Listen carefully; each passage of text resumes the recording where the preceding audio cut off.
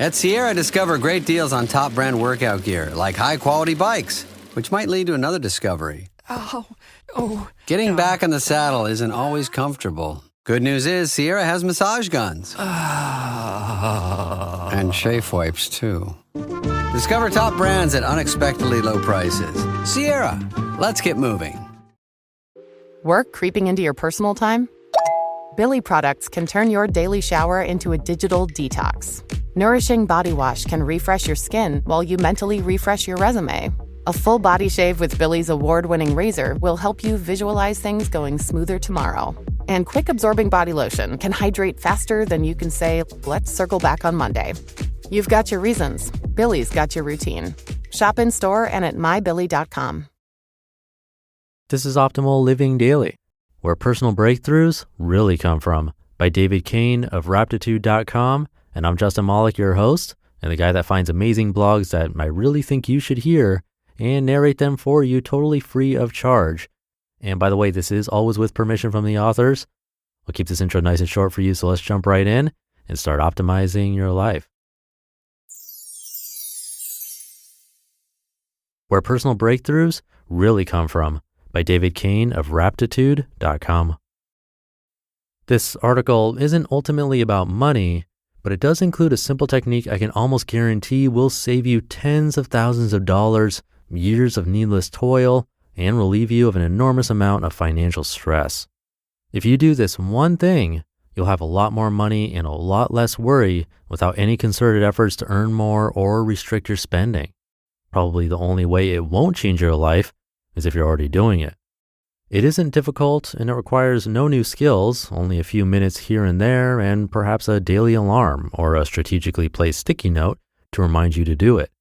Here it is. You ledger your income and expenses. Any money that enters or leaves your possession, you track in a spreadsheet or ledger by category. Then look at the totals at the end of the month.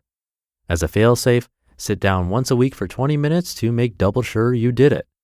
That's the entire commitment. Just tracking the income and outgo. You're free to buy whatever you want as long as you track it. Go order $85 worth of tapas and wine. Just make sure you ledger it. Go get a $350 handbag if you like, as long as you're willing to type that $350 into the clothing and accessories column later that night. Without any budgeting or self-imposed restrictions, you'll automatically make far better use of your money, at least doubling or tripling the efficiency of your discretionary spending. You'll gain a sense of control over your financial life and experience far less money anxiety, all without any conscious effort to spend less or make more. It works because it's impossible to be aware of the actual numbers behind your behavior without your priorities changing. It becomes easy to see when you're getting value and where you're not. A natural aversion to wastefulness emerges in your daily behaviors with no self-scolding necessary. In other words, the things that tempt you towards trouble become considerably less tempting. And that's the vital point here. Tracking your behavior without striving to change it gently reduces the amount of willpower and self-scolding required to do the right thing. The magic of tracking without striving. I've spent my entire adult life experimenting with self-improvement campaigns of all sorts, and nothing has worked better than tracking alone. Just recording the numbers without striving to change anything about what you're tracking almost always creates a sustainable, healthy transition to a better way of doing things. It sounds radical. Let yourself do what you want as long as you track it, but it leads to lasting change far more quickly and painlessly than the conventional method, striving to meet arbitrary self-imposed quotas, hoping it will one day stop being so painful. Typically, we begin with a reasonable sounding standard we'd like to meet, a certain budget for dollars spent, calories consumed, hours dedicated to whatever project, and then engage in a seemingly endless series of willpower battles, trying to stay on the right side of the line. We combine all of our tracking with striving, and striving sucks, particularly if we're striving to change behaviors we don't understand yet, so we soon quit both. Exercising willpower is painful, and we can't rely on having enough of it to sustain us for the months it takes for the new standard to become easy to meet. From the start, we can't wait to be done with our campaign of self-restriction, so we fall or dive off the wagon and maybe try again in a few months. These abandoned trials leave us feeling guilty and powerless and convinced that the high road is the harder one. Occasionally, we do succeed this way, and meeting our new standards eventually becomes easy, but that's not because we finally became masters of self-control. It's because in the intervening time, what we want to do has changed. Tracking without striving does this from the start. Keeping aware of dollars actually spent, hours actually worked, miles actually run, changes what you want to do. You can easily spot the places where it's easy to make progress and where it's too difficult to force things right now.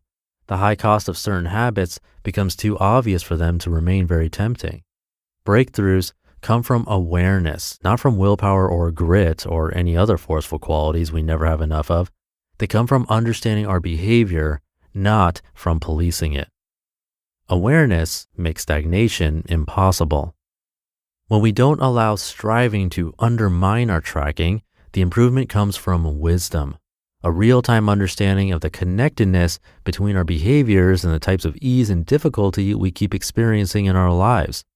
Doing the healthy or wholesome thing is always going to be a fight if it only comes from a dull, nagging sense that you should do it.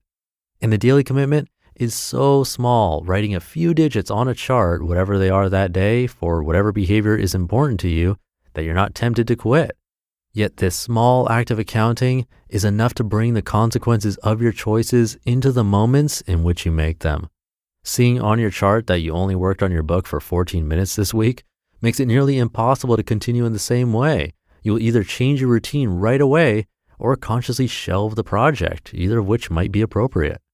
If you've convinced yourself you deserve an indulgence, go ahead and eat a tub of Ben & Jerry's at 3 p.m. as long as you write down the 1,330 calories. Tracking without striving allows us this vital freedom to overindulge sometimes, to give ourselves a break, to be human, in other words. But as long as you're tracking the reality of your behavior, there's no way you'll do it every day.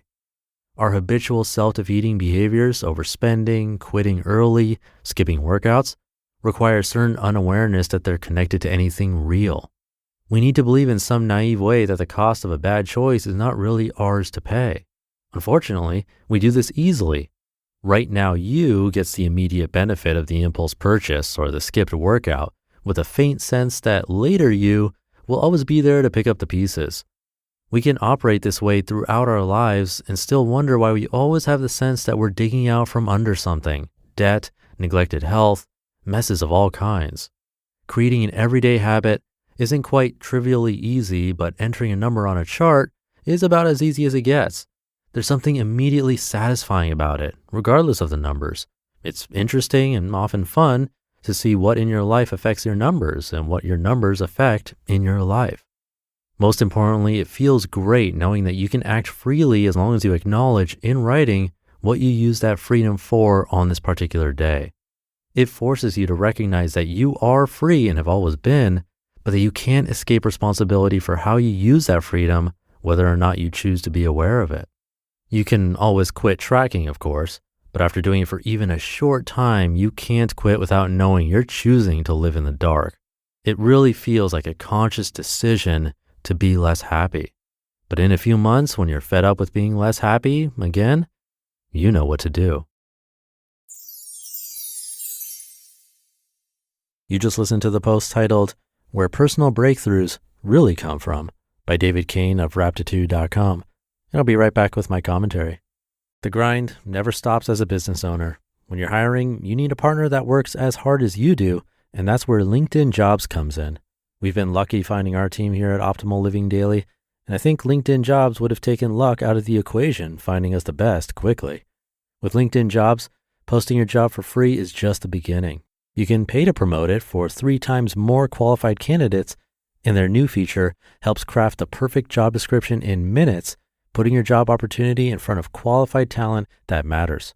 Plus, you can boost your reach by adding a #hiring frame to your profile picture to double your qualified applicants.